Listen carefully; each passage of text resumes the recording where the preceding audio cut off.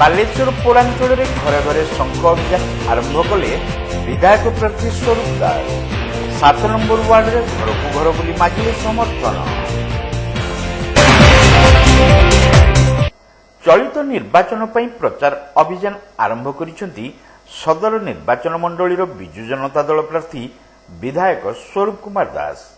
ଏହି ପରିପ୍ରେକ୍ଷୀରେ ବାଲେଶ୍ୱର ପୌରାଞ୍ଚଳର 7 ନମ୍ବର ୱାର୍ଡରେ ଶ୍ରୀ ଦାସ ଘରେ ଘରେ ଶଙ୍ଖ କାର୍ଯ୍ୟକ୍ରମରେ ସାମିଲ ହେବା ସହ ଆଗାମୀ ନିର୍ବାଚନ ପାଇଁ ଜନସାଧାରଣଙ୍କୁ ସମର୍ଥନ ମାଗିଥିଲେ। ଲୋକଙ୍କୁ ମୁଖ୍ୟମନ୍ତ୍ରୀ ନବୀନ ପଟ୍ଟନାୟକଙ୍କ 24 ବର୍ଷର ସୁଶାସନ ସହିତ ପ୍ରତ୍ୟେକ ବର୍ଗର ଜନସାଧାରଣଙ୍କ ପାଇଁ ରାଜ୍ୟ ସରକାରଙ୍କ କଲ୍ୟାଣକାରୀ ଯୋଜନା ବିଷୟରେ ସେ ସଚେତନ କରାଇଥିଲେ। ନବୀନ ପଟ୍ଟନାୟକଙ୍କୁ ଷଷ୍ଠ ଥର ପାଇଁ ମୁଖ୍ୟମନ୍ତ୍ରୀ କରାଇବା ନିମନ୍ତେ ସେ ଜନସାଧାରଣଙ୍କୁ ଆହ୍ୱାନ ଦେଇଥିଲେ। ଆସନ୍ତା ଜୁନ 1 ତାରିଖରେ ବାଲେଶ୍ୱରରେ ହେବାକୁ ଥିବା ନିର୍ବାଚନରେ ଉଭୟ ସାଂସଦ ଏବଂ ବିଧାୟକ ପ୍ରାର୍ଥୀଙ୍କୁ 2ଟି ଶଙ୍ଖ ଚିହ୍ନରେ ଭୋଟ ଦେବାକୁ ଶ୍ରୀ ଦାସ ନିବେଦନ କରିଥିଲେ। ବାଲେଶ୍ୱର ମ୍ୟୁନିସିପାଲିଟିର 7 ନମ୍ବର ୱାର୍ଡରେ ଘର ଘର ଶଙ୍ଖ କାର୍ଯ୍ୟକ୍ରମ ଆରମ୍ଭ କରୁଛୁ। ଆମ ସହିତ ବାଲେଶ୍ୱର ମ୍ୟୁନିସିପାଲିଟି ଭାଇସ୍ ଚେୟାରମ୍ୟାନ୍ ଅଛନ୍ତି, ଆମର ରାଜ ବାନ ମ୍ୟାଡାମ ଯିଏକି ଆମର କାଉନସିଲର ପ୍ରତିନିଧି ଅଛନ୍ତି, ପୂର୍ବତନ କାଉନସିଲର ଶେଖ ସାକିର ବାବୁ ଅଛନ୍ତି ଏବଂ ବିଜୁ ଜନତା ଦଳକୁ ଭଲ ପାଉଥିବା ସମସ୍ତ କର୍ମୀମାନଙ୍କର ଉପସ୍ଥିତିରେ କାର୍ଯ୍ୟକ୍ରମ ଚାଲିଛି।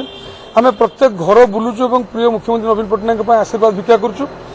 ଆମେ ତ ଲୋକଙ୍କୁ ଘର ବୁଲୁଛୁ, ସମସ୍ତେ କହୁଛନ୍ତି ଯେ ନବୀନ ବାବୁ ସମସ୍ତଙ୍କ ଘରେ ଅଛନ୍ତି, ସମସ୍ତଙ୍କ ହୃଦୟରେ ଅଛନ୍ତି ଏବଂ ନବୀନ ବାବୁଙ୍କୁ ପୁଣି ଥରେ ଲୋକ ମନ ବାନ୍ଧି ସାରିଛନ୍ତି ଯେ ପ୍ରିୟ ମୁଖ୍ୟମନ୍ତ୍ରୀ ନବୀନ ପଟ୍ଟନାୟକ ଷଷ୍ଠ ଥର ପାଇଁ ମୁଖ୍ୟମନ୍ତ୍ରୀ କରିବେ। ତା ସହିତ ଲୋକମାନେ ମଧ୍ୟ ବହୁତ ସଚେତନ ନାଗରିକ ବାଲେଶ୍ୱର, ସେମାନେ ମଧ୍ୟ 1 ଜୁନରେ ଯୋଉ ଭୋଟିଂ ହେବ ସେମାନେ ମଧ୍ୟ ମାଇଣ୍ଡ ମେକଅପ୍ କରୁଛନ୍ତି ଯେ ଯୋଡ଼େ ଭୋଟ ଶଙ୍ଖ ଚିହ୍ନକୁ ଦେବେ, ଏମ୍ପିଙ୍କ ପାଇଁ ମଧ୍ୟ ଲେଖାବାପାଙ୍କ ପାଇଁ ଶଙ୍ଖ ଚିହ୍ନ ଦେବେ ଏବଂ ସ୍ୱରୂପ ଦାସଙ୍କ ପାଇଁ ଶଙ୍ଖ ଚିହ୍ନ ଭୋଟ ଦେବେ। ତ ଜନସାଧାରଣ ଆଜି ମାଇଣ୍ଡ ମେକଅପ୍ କରିସାରିଛନ୍ତି ଯେ ବିଜୁ ଜନତା ଦଳ ପାଇଁ ସପକ୍ଷ ଦେବେ, ଭୋଟ ଦେବେ, ମତଦାନ କରିବେ।